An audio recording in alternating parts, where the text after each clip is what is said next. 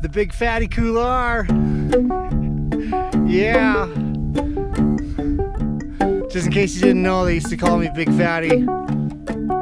Ladies and gentlemen, I'd like you to meet Chris Bangs.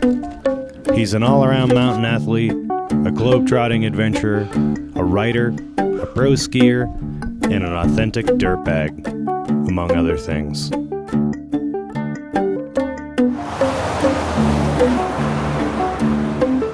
Last winter, Chris hopped on his bike and made a solo, self-supported trip from Bozeman, Montana, across Yellowstone National Park, through the remote and isolated northeast corner of Wyoming, to reach the deep snow mecca of Cooke City.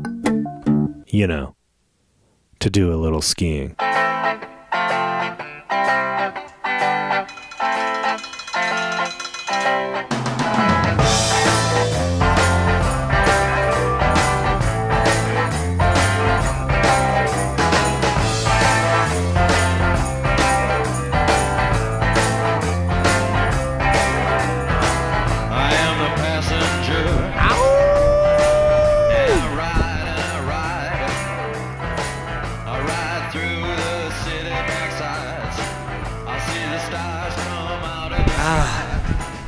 You can't put a price on morale.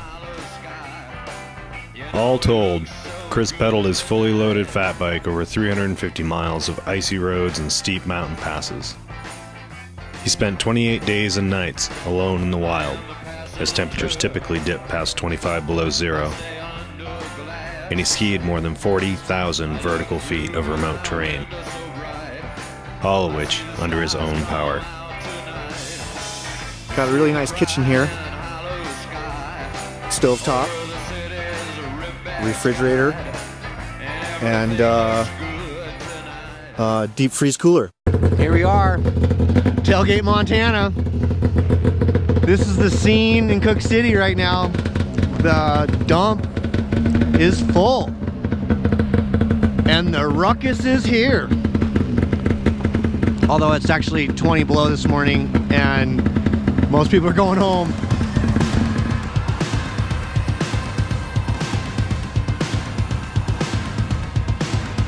Met up with Ben from Beartooth Powder Guides. Where are we, Ben? Top of the fin. Mount Republic, Cooke City, Montana.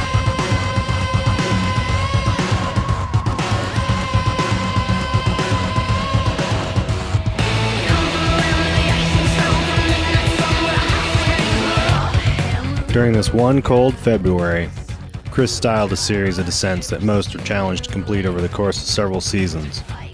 Not to mention, any of these are typically done with the aid of modern sport utility vehicles and 1,000cc snowmobiles.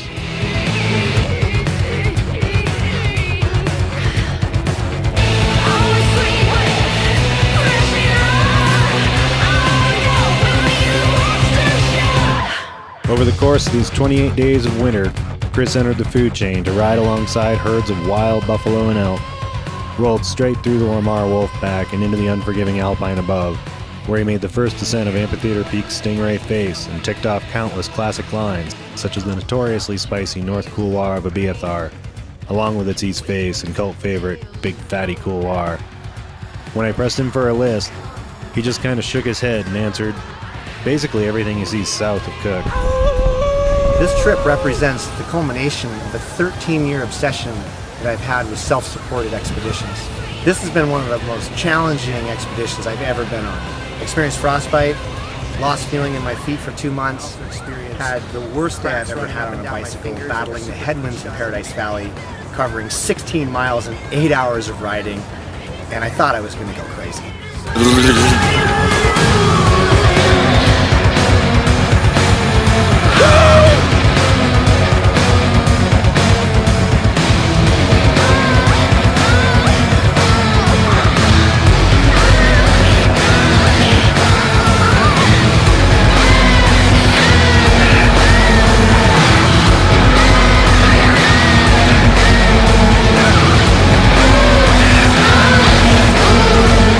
Sometimes people want to know, why I do this, and I just love being on the road. I just love being on an adventure. I mean, there's nothing better or more freeing than being on a real adventure.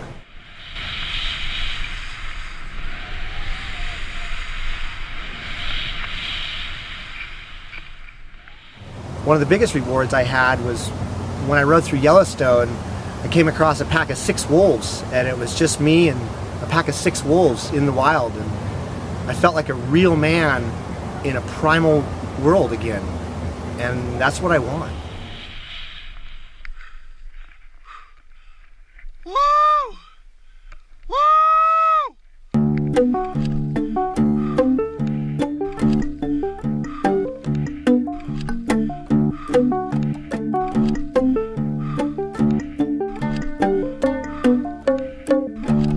I find it looks the same, but everything has changed.